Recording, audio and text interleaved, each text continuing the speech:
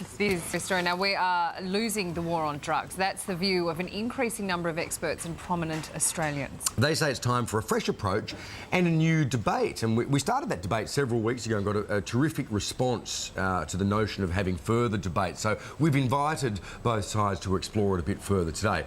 Joining us is Gary Christian from Drug Free Australia, Tony Wood, who lost his daughter to drugs, and Professor David Penington, who's an advocate for the decriminalisation of marijuana. In the 90s, he headed an inquiry that recommended decriminalisation to Premier Jeff Kennett. So I'll start with you, Professor. You know, we're going back 20 years there. Has there been any movement, and is it now time for movement? Well, drug users are better treated these days than they used to be, but the reality is that drugs are widely available in Australia, despite 40 years passing since Richard Nixon announced his war on drugs. And a recent survey by the Commonwealth showed that 7.3 million people in Australia declared that they had used illicit drugs at some time, and 3 million had used them even in the last 12 months. So it doesn't work, and we need an alternative.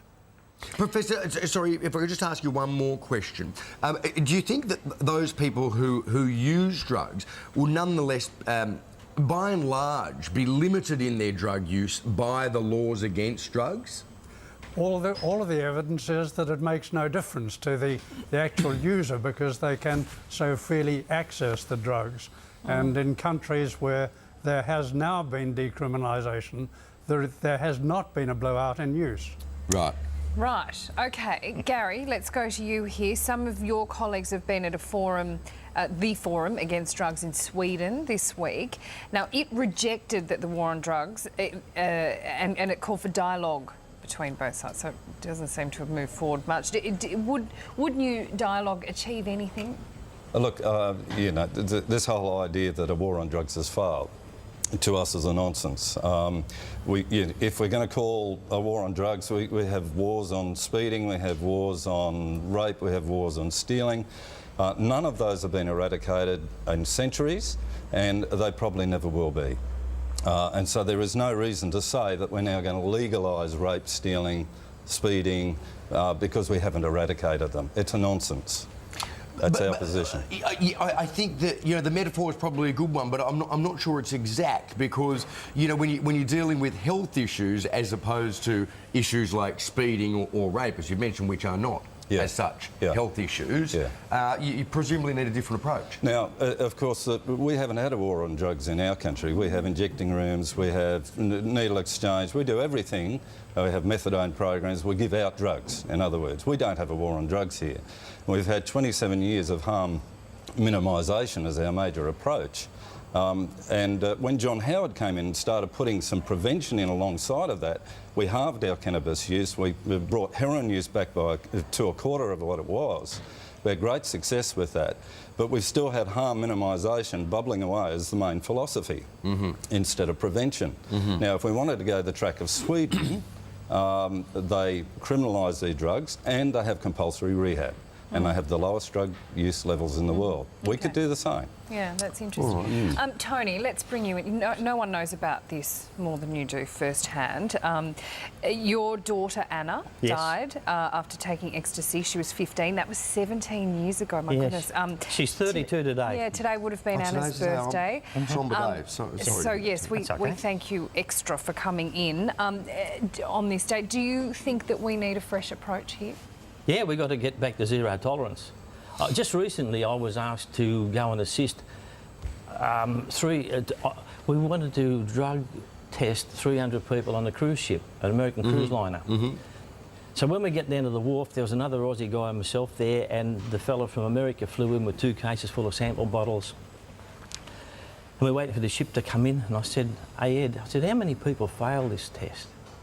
He said, "We've got a zero tolerance to drugs, therefore we get less than 0.1% failure." He flies around the world drug testing all of these ships worldwide. You go to Singapore, you don't really have a drug problem in Singapore. You can walk up and down the streets any time of the day or night and feel safe. I'm going to country towns now where drugs are completely out of control. And he's right. We took this harm minimisation stance back in 1985, and that's when drug use accelerated. It just hasn't stopped, and it's getting worse and worse and worse. Well, we know that particularly the use of cocaine and amphetamines has gone up in recent years. Professor Penington, is there a difference between different drugs in your view? I mean, should pot be decriminalised and others not, or are we treating them all the same? Cannabis is by a long way the most widely used of the illicit drugs, and it needs to be handled on its own merits. And each of the drugs will require different strategies to handle it. Like your other guests, I would love to see a country without drug use. But the present arrangements, which depend primarily on investment in law enforcement, has failed. And we need to have different strategies. We need to be conscious of what's happening in some other parts of the world where things are being tested differently, and looking at the facts rather than just reacting with feelings. But how do you respond to to Tony's notion that in somewhere like Singapore, which of course has an extremely tough stance on drugs, including the death penalty, which we would never introduce here, but nonetheless, it does seem that they have virtually eradicated what we might think of as a drug problem. So there's got to be some link between the legislation and the effect, right? No, Singapore still has problems, and indeed Sweden still has problems. There's a higher incidence of deaths from illicit drugs in Sweden than there is in Holland. Holland has the lowest rate across Europe or Scandinavia of deaths from illicit drugs, and that's a country that's moved 30 years ago to make cannabis readily available but controlled. They're winding it back. No, they're not. They're winding it back. They're only winding back the access to those facilities for people from other countries. But the incidence of use of cannabis by Dutch people is almost half the incidence in Australia.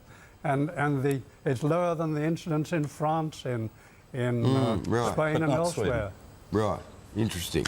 Gary, is one of the problems that people now have to get their marijuana, which I guess would be seen as an entry-level drug, I suppose, from drug dealers, which then in turn can expose them to these harder drugs, like ecstasy, like perhaps even heroin, ice, that sort of thing? Yeah, I mean, there is an argument that goes that way. And in the Netherlands, they said that they were going to create a separation of markets, so they're going to go easy on cannabis, and so people wouldn't get in touch with hard drugs at all over there.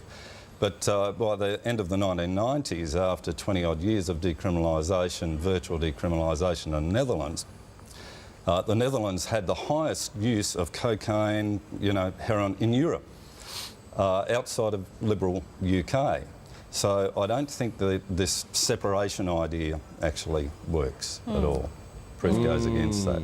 I'm afraid those facts are just not correct. And there's very good evidence gained through United Nations sources, and Holland has the lowest incidence of death from overdose of any of the illicit drugs in Europe. That's clear evidence. A very good answer for that, and that's because they smoke heroin in that country, and very few people inject it. It does seem that there are different circumstances, vastly different circumstances in different countries. Yes. So we have to treat our own market on its own merits. Tony, what would you say to to a dope smoker out there, who says, well, look, alcohol kills more people than pot. Cigarettes. Yeah, kill well, we more haven't people really than pot. gone into the medical problems with cannabis. It's a really terrible drug. A lady who wrote a book about Anna after she died was asked, Bronwyn Donaghy was asked to write a book on youth suicide. Now, Bronwyn got 20 case histories from Westmead Children's Hospital because they were the ones who wanted this book written.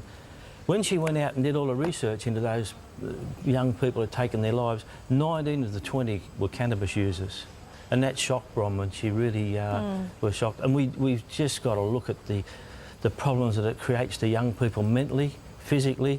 It takes away all their dreams and all their ambitions. And we just certainly know that amongst young people it can have a really adverse effect on brain development. Dr. Penington didn't bring up that now Amsterdam is the most violent city in Europe and has been that way for several years now. Listen, we have to leave it there, unfortunately. We've sort of run out of time, but you know, we could talk about this all day. And no doubt those on our soapbox will be doing exactly that.